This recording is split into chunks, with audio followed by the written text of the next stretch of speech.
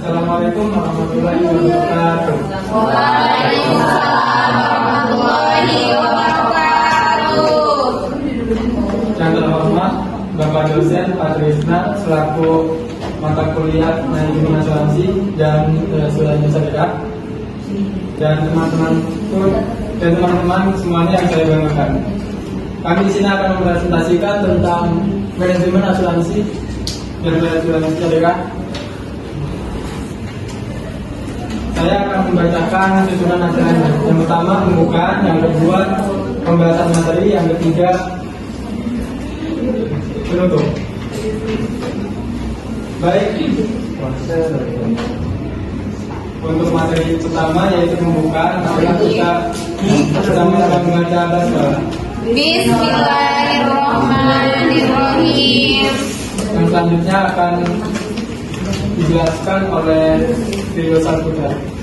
Baik, terima kasih. Yang pertama, B. Konsep dasar asuransi jiwa.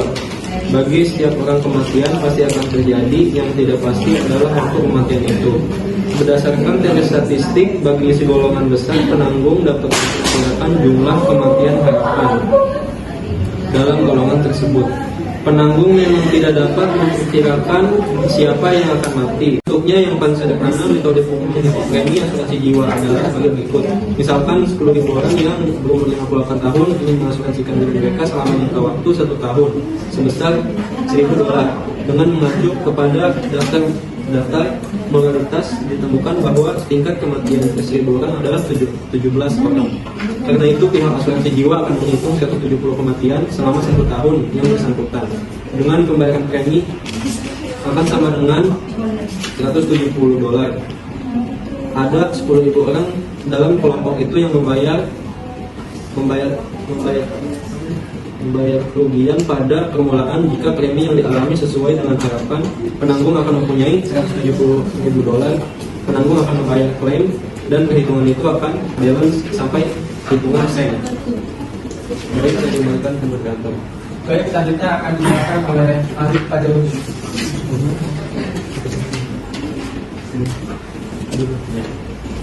Nah, berikutnya itu dana yang dikumpulkan untuk cadangan atau surplus diinvestasikan. Hasil investasi itu dipergunakan untuk mengurangi biaya asuransi.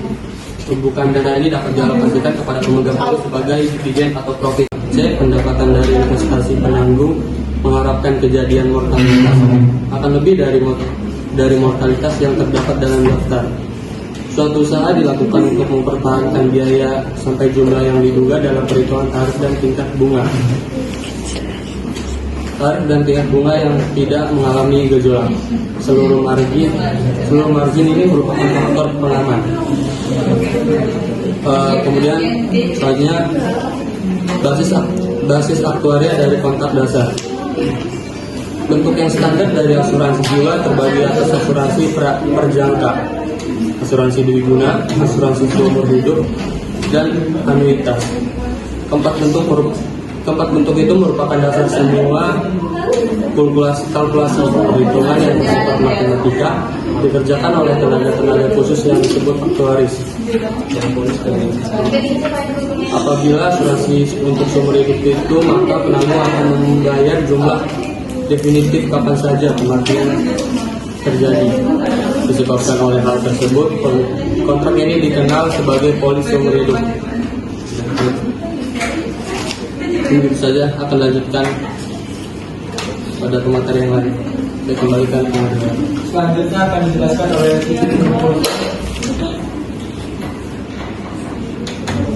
Polis dengan pembayaran yang terkait 20-30, sedangkan pada umumnya sampai tahun.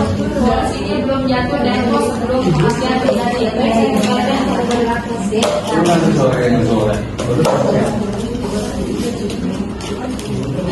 Baik, selanjutnya akan dijelaskan oleh Sulaiman. Dua pengembangan prinsip asuransi jiwa.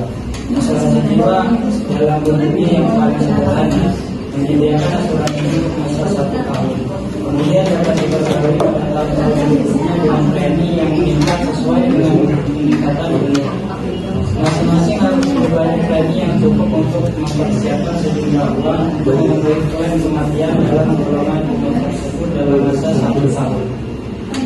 Kelemahan asesmen dan setiawan akan terjadi peningkatan berat secara alami. Kita tidak untuk pertambahan masalah juga dalam rangka menekan tingkat mortalitas.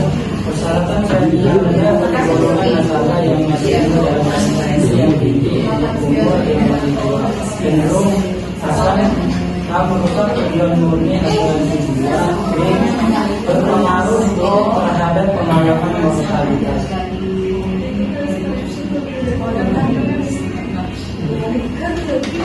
Baik, selanjutnya akan dijelaskan oleh Caniatul Afia. Golongan yang merasakan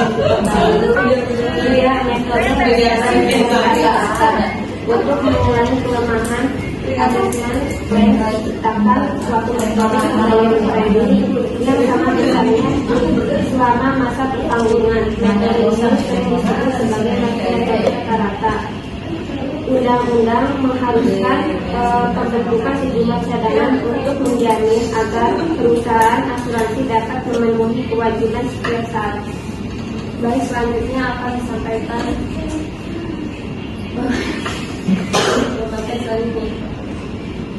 selanjutnya itu wajib disebut cadangan yang diperlukan untuk memenuhi syarat cadangan. Dengan adanya cadangan legal, maka konsumsi yang mengandung risiko adalah nilai nominal polis. Dikurangi cadangan, nominal polis itu yang ditambahkan dengan penerimaan bunga hasil dari investasi dana cadangan. Selanjutnya saya sampaikan ke Baik, selanjutnya akan dilanjutkan oleh Vina. Kemudian yang keempat ada penggabungan perlindungan dengan investasi. Yang pertama, pada dasarnya polis asuransi jiwa diklasifikasikan sebagai asuransi jiwa, asuransi berjangka atau sementara. Kedua, asuransi seumur hidup atau permanen. Yang ketiga, asuransi guna atau endowment. Asuransi berjangka menyediakan perlindungan hanya untuk jangka waktu tertentu sebagaimana dinyatakan dalam kontrak atau sampai pada umur tertentu. Selanjutnya yaitu asuransi jiwa yang permanen menggabungkan tabungan dengan perlindungan. Pada dasarnya kontraknya mengandung dua unsur, yaitu yang pertama cadangan, yang kedua asuransi jiwa yang murni. Cadangan itu berupa premi dan tabungan yang diinvestasikan. Paralel dengan cadangan adalah fasilitas uang tunai yang dialokasikan kepada masing-masing polis. Uang itu boleh ditarik atau boleh dipinjam oleh pemegang polis.